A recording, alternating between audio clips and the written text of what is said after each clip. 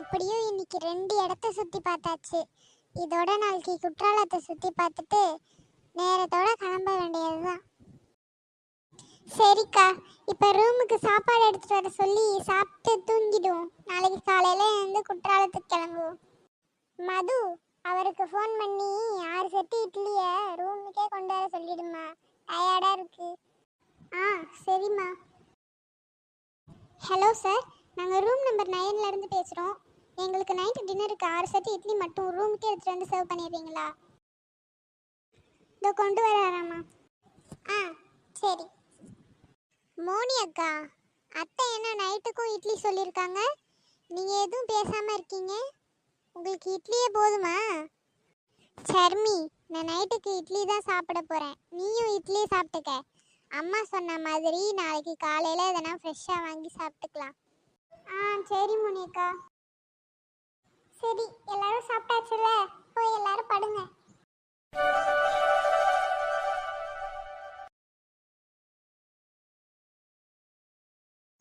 எட்டி, எல்லாரும் எந்திரிங்க.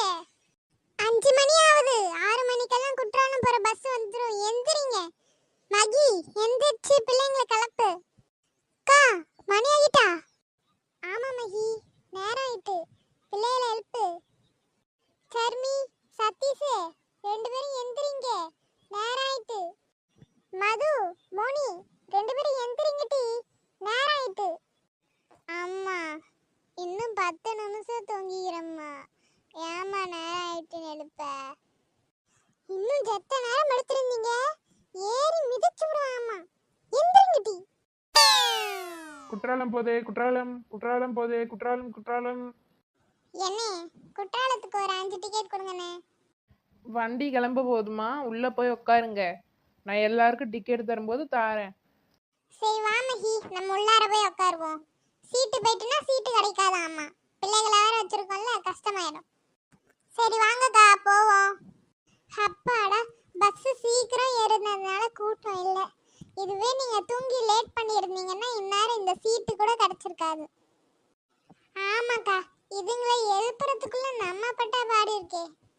உன்னை எழுப்புறதுக்கு நான் பட்ட பாடு இருக்கே.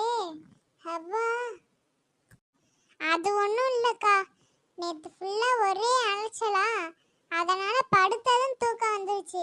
அதனால தான் காலைல எந்திரிக்க லேட் ஆயிட்டு. அதை விடு மகி, இன்னும் 1 மணி நேரத்தில் குற்றாலம் போயிடலாம். அங்கே போயிட்டு இந்த பசங்களை நல்லா குளிக்க விட்டுறலாம். சரிக்கா. இந்த பசங்களும் பாவம் இத்தனை நாளாக வெயிலே பள்ளிக்கூடம் போயிட்டு இருக்குங்க. இன்னைக்கு ஒரு நாள் நல்லா தண்ணியில் ஜில்லு ஜில்லுன்னு குளிக்க விட்டுருவோம். சர்மி, நம்மளை தண்ணியில் குளிக்க விட போகிறாங்களாம். நான் கூட தூரமாக நின்று வேடிக்கை பார்க்க சொல்லுவாங்கன்னு நினச்சேன். அப்போ நம்ம தண்ணியில் குளிக்க போகிறோமா? ஜாலி. நான் நல்லா நீச்சல் அடிப்பேன். மோனி அக்காவுக்கு நீச்சல் தெரியுமா? இத்தனை நாள் எனக்கு அது தெரியாதே. சர்மி, நீ மைண்ட் வாய்ஸ்ன்னு நினச்சி சத்தமாக பேசிட்ட. எனக்கு நீச்சல் தெரியும், உனக்கு தெரியுமா? என்னது, இந்த சர்மிக்கு நீச்சல் தெரியாதுன்னு நான் சொன்னீங்க? அங்கே வந்து பார்ப்பீங்க இந்த சர்மிக்கு நீச்சல் தெரியுமா தெரியாதான்னு. எம்மா, இந்த மோனிக்கு எப்பமா நீச்சல் கற்று கொடுத்தீங்க? என்னமோ பெருசாக நீச்சல் தெரிஞ்ச மாதிரி பேசுகிறா. அது ஒன்றும் இல்லை மது, அவளுக்கு ஹாஃப் இயர்லி லீவ் வந்திருக்கும் போது அவங்க அப்பாவோட போய் ஏரியில் கற்றுக்கிட்டா.